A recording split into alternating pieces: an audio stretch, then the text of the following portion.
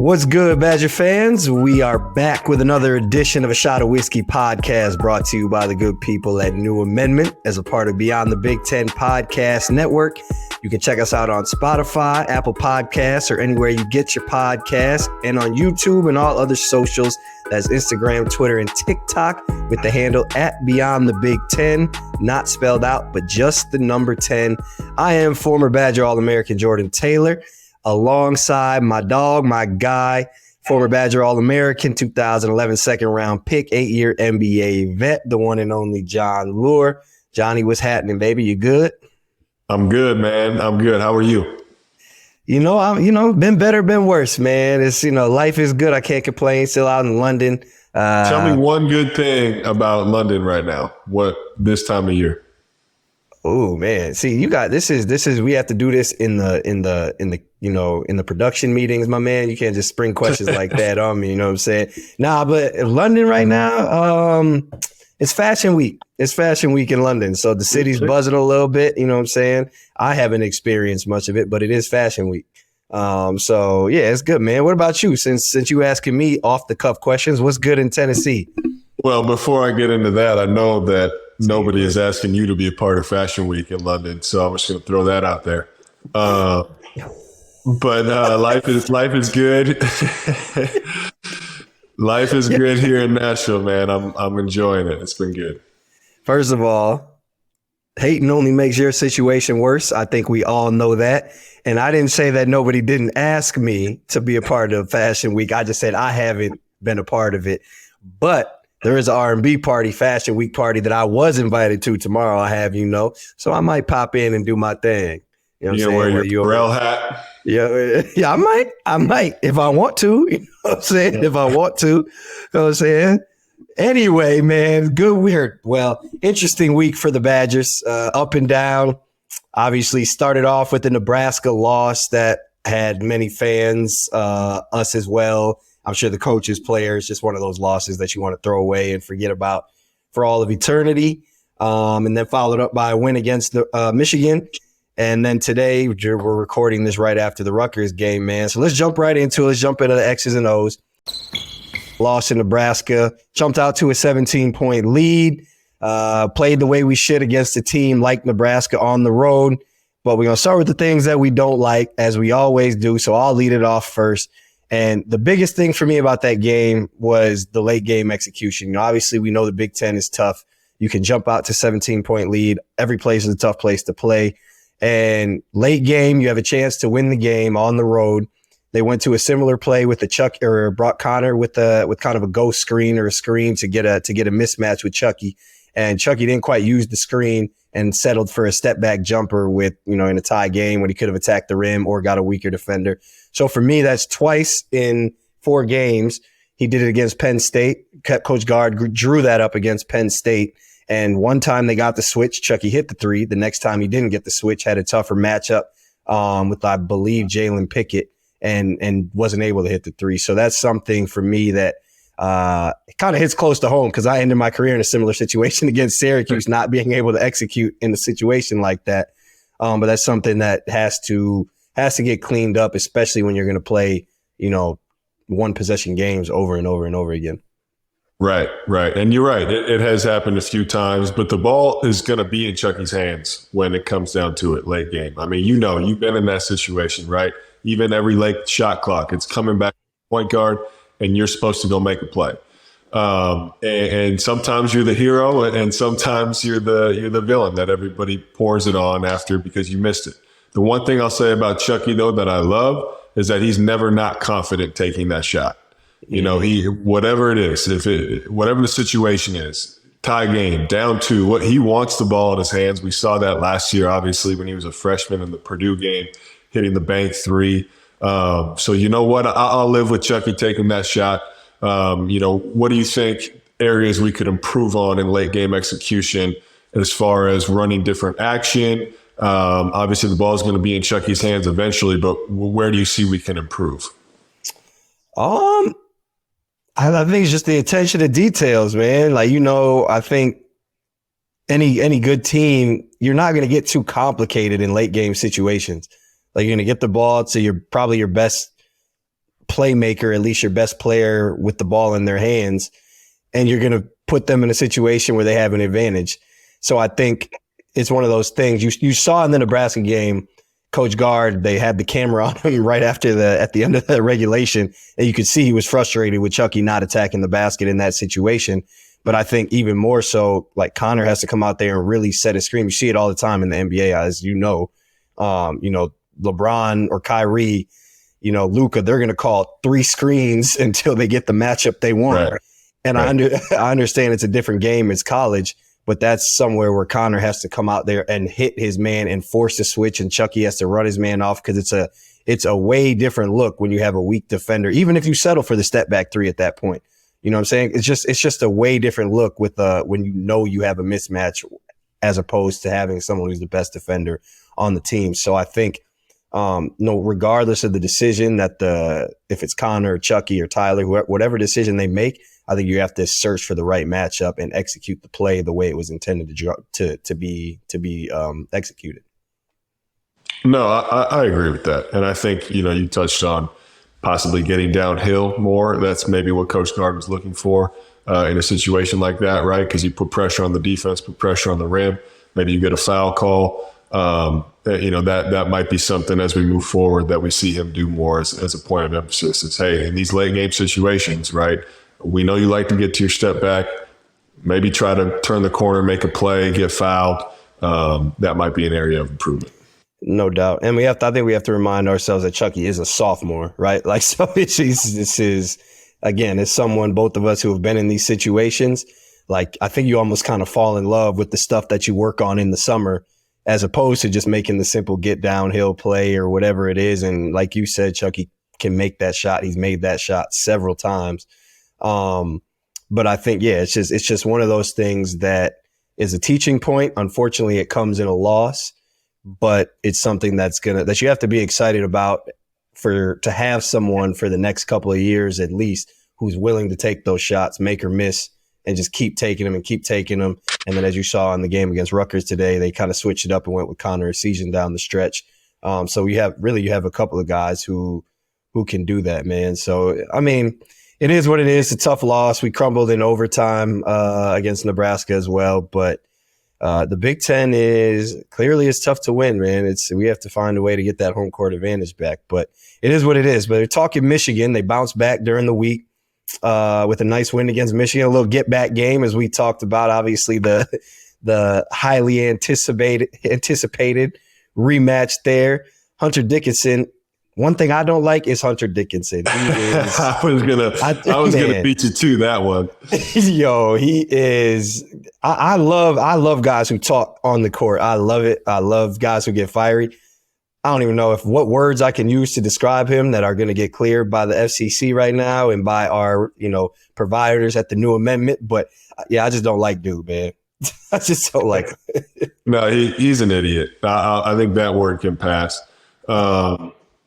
But yeah, I mean, I think it summed up perfectly when, he calls us scumbags, right? Wisconsin, they're scumbags. And then shows up to the game in a ski mask and does all these, idiotic antics with the crowd. Like, Hunter, yeah, you're the epitome of class. Please, you showed us that. So, I mean, it's all in jest, and it's all part of the competitive spirit of both sides, but yeah, he's over the top, and I don't think anybody in Wisconsin likes him. He had a decent game. He was 12 and 12 on 4 for 9. He even hit a 3. Carter Gilmore did a really good job wrestling with him and kind of disrupting his rhythm to a degree, which I thought was a really good sign. Mm-hmm. Obviously, Connor Essegian had one of his best games of the season. He's had a lot of them, but 23 and 3. Tyler Wall, we thought was kind of turning the corner, getting his rhythm back, but then struggled these last 2 games, which is kind of a little bit of a cause for concern, in my opinion, especially late in the season when we have a lot of must-win games coming up. But Kamari McGee and Jordan Davis were 2 things that I really did like. Those guys have been playing really well. Kamari McGee has been pretty much a non-factor for most of the year. And he comes in against Michigan, scores 6 points, gives a nice lift off the bench. And as we'll get to, came in and hit a huge 3 against Rutgers to put us up 3.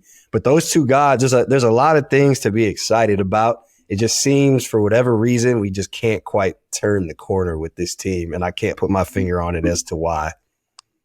Yeah, no, I really liked Kamari McGee's confidence too. You saw it emerge in that Michigan game, and then obviously, as we mentioned, in the Rutgers game as well. And that wasn't an accident, I'm sure. You know, like we know as players, that stuff happens in practice. And I'm sure he's been showing, you know, more confidence and more flashes of who he can be in practice. And then, you know, shout out to Coach Gard for seeing that and starting to implement him more in the lineup and feed him that confidence of minutes and game, you know, time played, so that he can continue doing that. Because I think he's going to be huge for us down the stretch.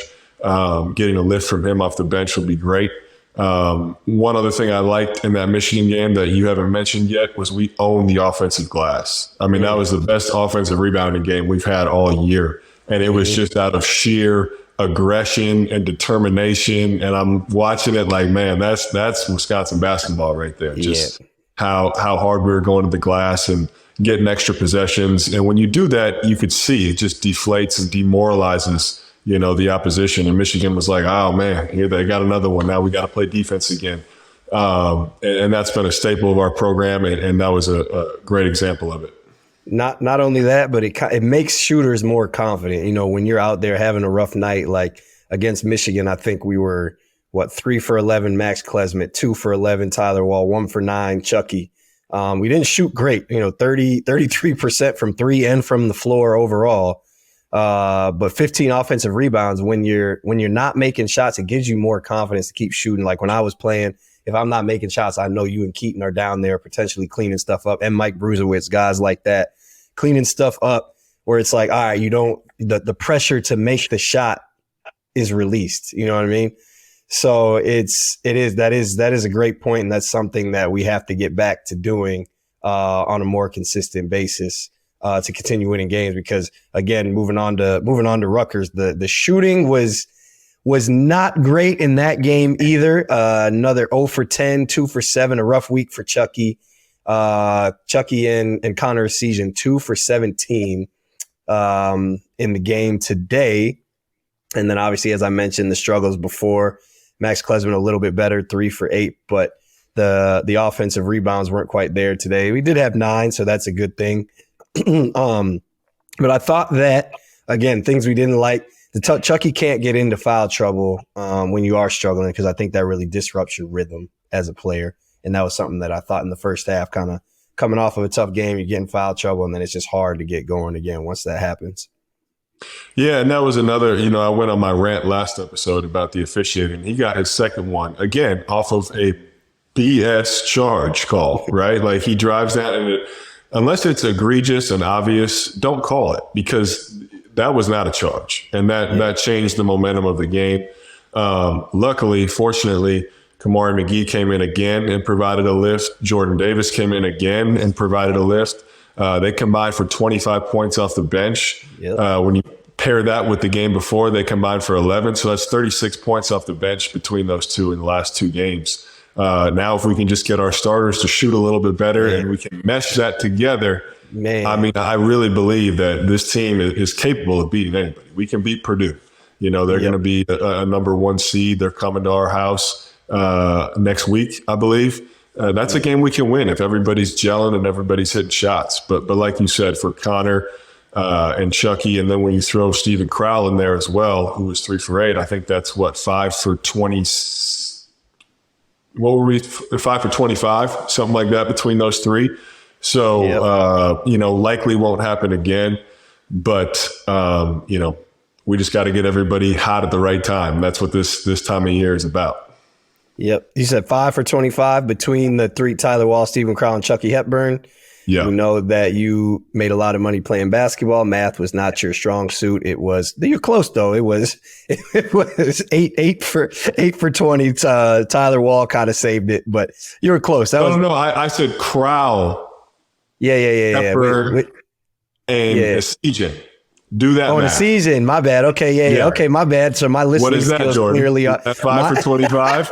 Yeah. Look, okay. you want to compete because I can't hear, huh? Look. Well, yeah, my listening skills clearly ain't on point. I've heard that before. Trying to put me on blast with math skills. You're wrong. Good math, Johnny. Good math. But yeah, no, you're 100% right, man. You're 100% right. And just to kind of go back, the officiating, it hurts. You always hate to blame the officials, but it does hurt to watch a game-winning basket in a game or in the second half where no one could put it in the hoop, kind of end on an offensive goal, what appeared to be an offensive goaltending from Rutgers, which is tough. You got to give Rutgers credit for the defense they played there at the end of the game. I thought, like you said, off camera, Connor Essegian got a good look at the floater. I don't know if that's really his shot. That could be debated, but I did like the action to get him into going downhill. One of your best scorers, he's struggling. Again, I love the fact he missed the floater. They got the offensive rebound, and Max Klesmit found him for a three, and he fired that thing up with no hesitation. Just a great defensive play by Rutgers at the end. So, again, those are things that you love to see, especially from a freshman, a sophomore. Like, these dudes have no fear at all, which I think bodes well moving forward. For the Kamari McGee, as we mentioned, comes in, he's shooting corner threes with the game on the line and throwing, saluting the crowd after. Like, you do love to see things like that. Mm-hmm. I also love. Go ahead. Oh, no. I was going to touch on that point of Connor's confidence, and we've talked about that before.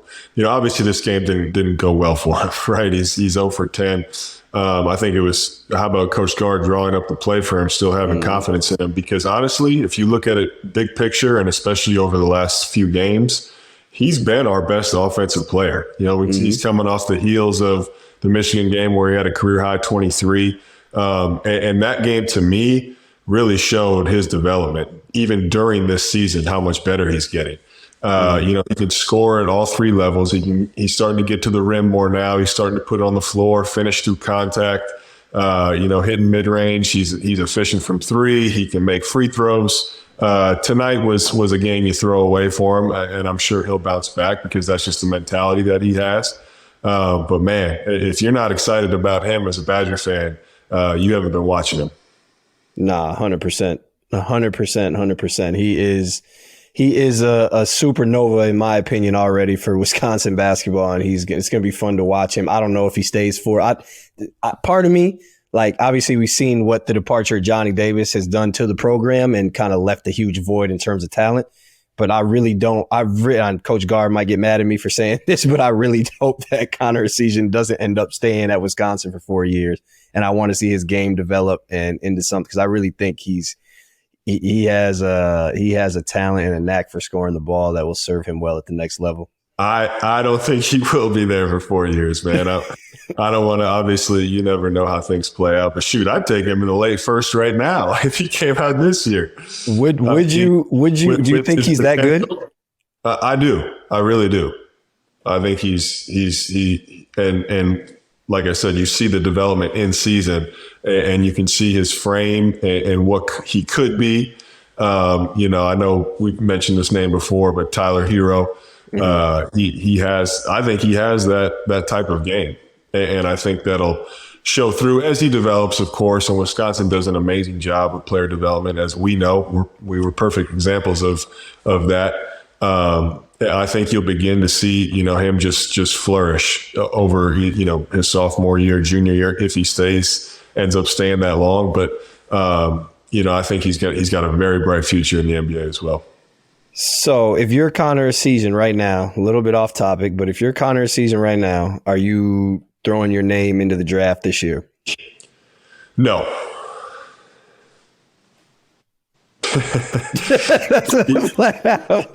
No, he's not ready. I'm saying if I were an NBA GM, and I've talked actually to a few scouts about him, they like him a lot. But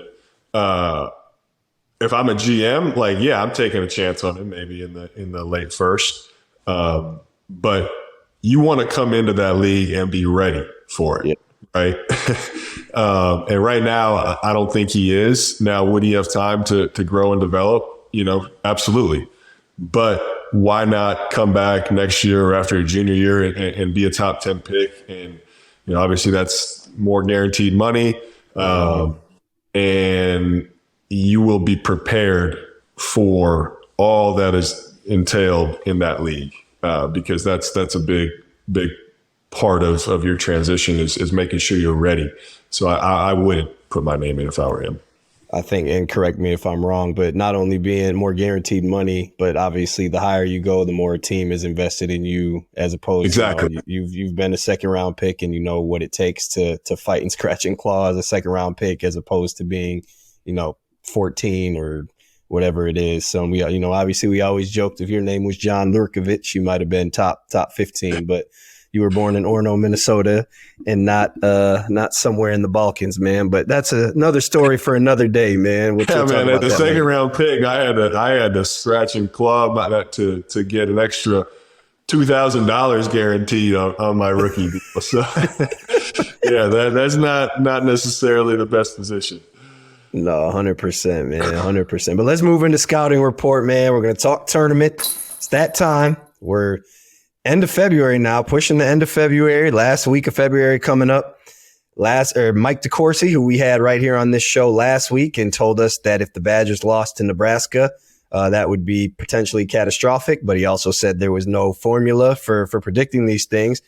Badgers lost to Nebraska, beat Michigan, and Mr. DeCourcy proceeded to put the Badgers in his last four in as a 12 seed in a play-in against USC, who we have already seen one time this year, so that would be fun to have a little rematch with them.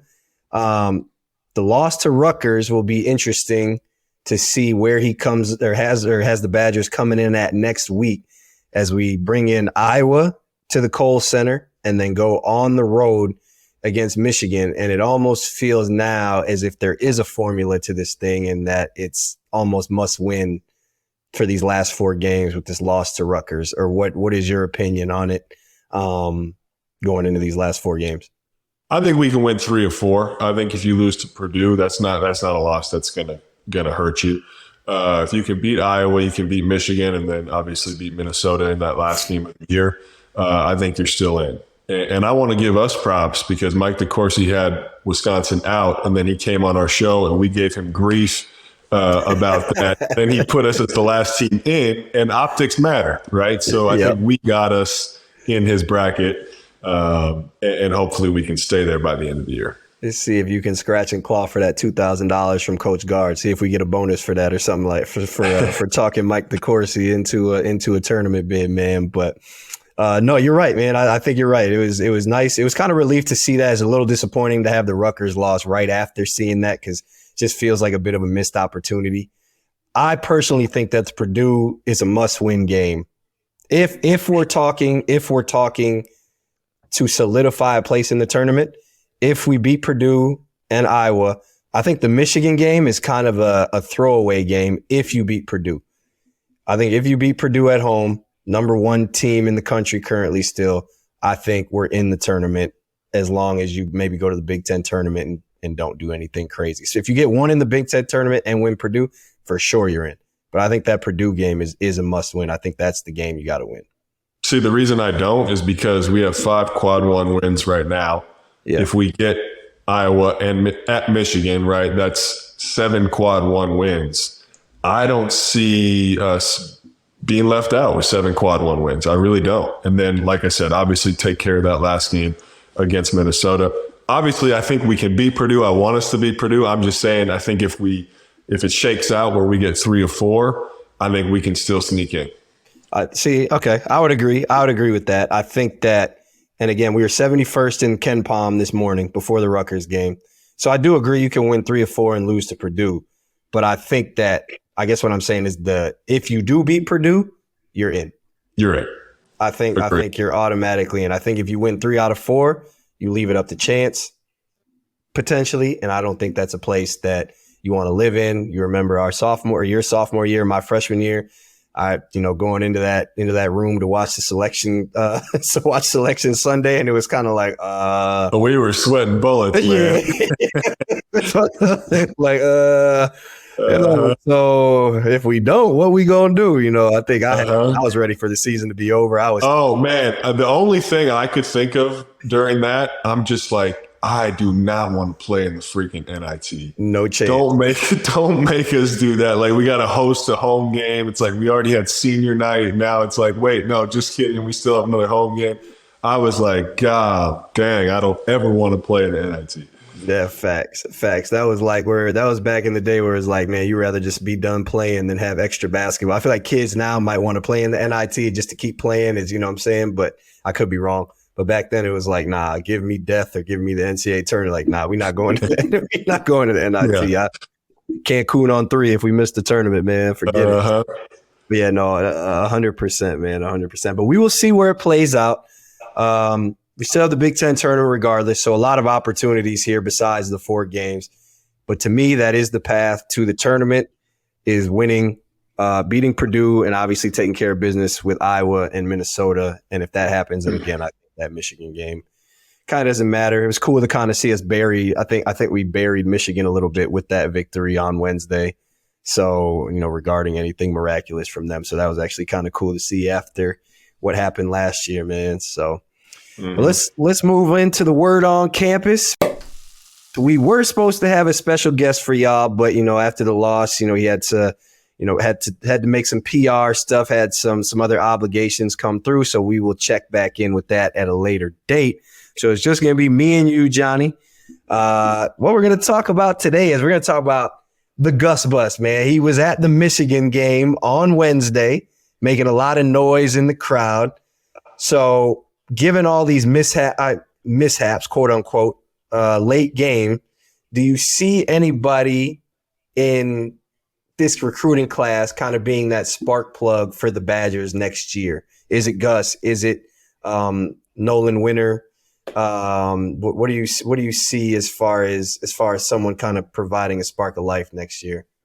I think it's the Gus Bus, man. I'm all aboard on the Gus Bus. He's he's an exciting character to enter a program. His charisma, his personality, and then his game too. I think he's going to be ready to go as a freshman. I think we'll need some help at the 5. Obviously this year, Stephen Crow has to play a ton of minutes. It'll be good to have somebody that could be potentially a go-to guy, quite honestly. You know how much we like to touch the post. He's going to get his post touches, and I think he's going to surprise everybody at how efficient he is, even as a freshman. Got a little bit of that kind of Luka Garza game to him, and I think he'll be ready to go next year. I'm excited about it. Can't forget about John Blackwell as well. I want to throw him in there, but I agree with you. It is going to be Gus. I think from watching the highlights and watching him play, and I saw Evan Flood, who's an insider for the Badgers with CBS Sports. He had a tweet about Gus bringing competitive fire to the program, which I think is something that actually is kind of lacking this year. Not to say these guys aren't competitive, and obviously they are, but I think Gus kind of has that. He kind of has that Hunter Dickinson in him, but not in the same way. Like I don't think he's an idiot, but I think he gets the crowd going. He interacts with the crowd. It's fun to watch. Exactly. It's fun to watch if it's on your side. I'll put it that way. It's fun to be a part of if it's on your side. So I'm actually, so I do hate to compare him to Hunter Dickinson after we just bashed Hunter Dickinson. So I want to be clear. Yeah. Without the, what'd you say? Without the what? I said without the douchiness. There we go. See, that was the word I was going to reach for, but I didn't know if that was going to clear or if we're going to have to edit that out. But I'll just say you said it. You know what I'm saying? That's fine. You the man over here, so you can't get in trouble. So no, 100%. Without the douchiness, I think he's going to bring something fun to the program. He's kind of like you said. He's got that.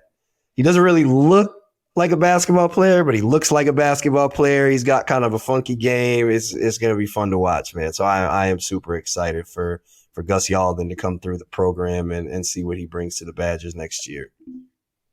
But anyway, man, that is all we got today. We're going to keep it short, keep it sweet. Only a couple more episodes left this season as the Badgers take on Iowa at home this week and then go to Michigan, as we mentioned before. So make sure, again, that y'all are following along on all socials, Twitter, IG, and TikTok, as well as YouTube at the handle at Beyond the Big Ten. Again, the number 10 not spelled out.